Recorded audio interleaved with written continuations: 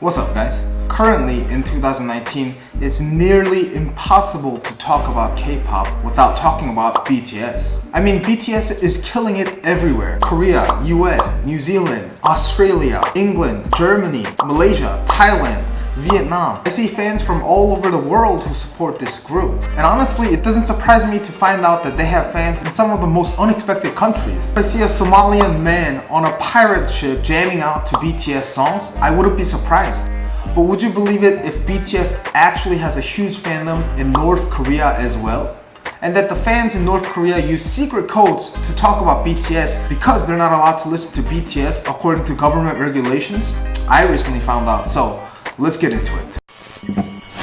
First things first, if you are in North Korea and you get caught watching Korean dramas or listening to K-pop music, you are executed. But I mean, out of all the countries in the world, this is the one country that can actually watch our stuff and listen to our music and understand it without a translation. So it must be really hard for these people to resist. Interesting fact, our brothers in the North actually have a military unit that is in charge of raiding soldiers and civilians' houses without notice and trying to catch people watching or in possession of K-pop contents.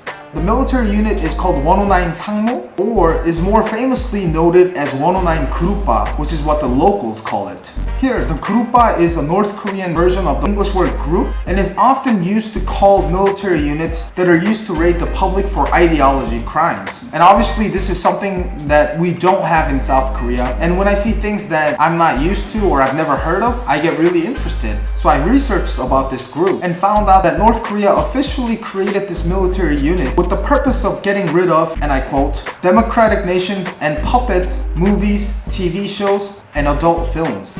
Anyhow, that's a topic for another day. Going back to BTS, it honestly surprises me that BTS has a huge fandom in North Korea. In the past, I've heard about videotapes of Korean dramas going into North Korea through Chinese brokers and then being sold in the gray markets of North Korea with high popularity. But this is the first time that I've heard about any single artist or a group building a fandom in the country.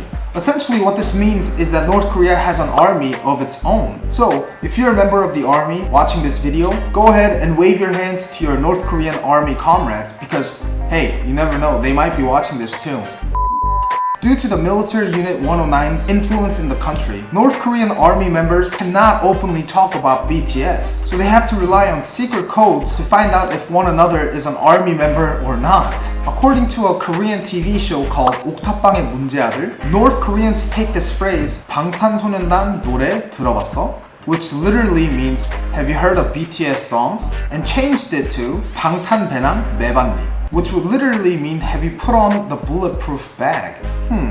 Of course, if you're not a BTS fan and if you're just an average North Korean, this sentence would obviously mean nothing to you. Because, come on, what the hell is a bulletproof bag? But if you are a BTS fan and you do secretly listen to their music, it gives you a sign that you are safe to talk about BTS with each other. But I mean, all jokes aside, I kind of feel sad that these people cannot openly talk about who they like and what kind of artists they support, just because the government doesn't allow them to. And living just a few hundred kilometers south of North Korea, this is one of the things that really makes me feel distant from North Korea. And this may kind of sound weird to you, but things like the famine, the poverty, the dictatorship, nuclear weapons sounds terrible but unrelatable at the same time. But when I hear things like this where the government restricts the people from enjoying the most basic and ordinary rights that probably you guys and I never even thought of as rights, it honestly does make me feel a little bit more sad because it feels more relatable, I guess. It's just something that I can really see and feel.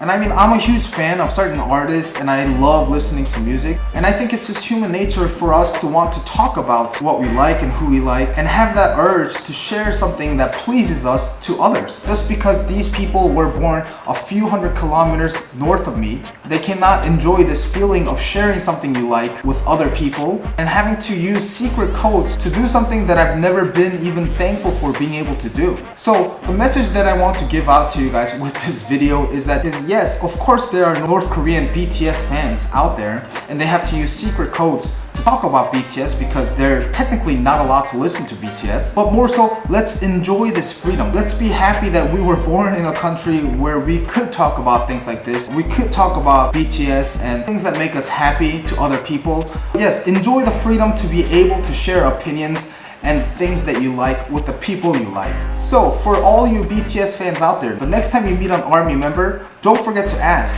have you put on the bulletproof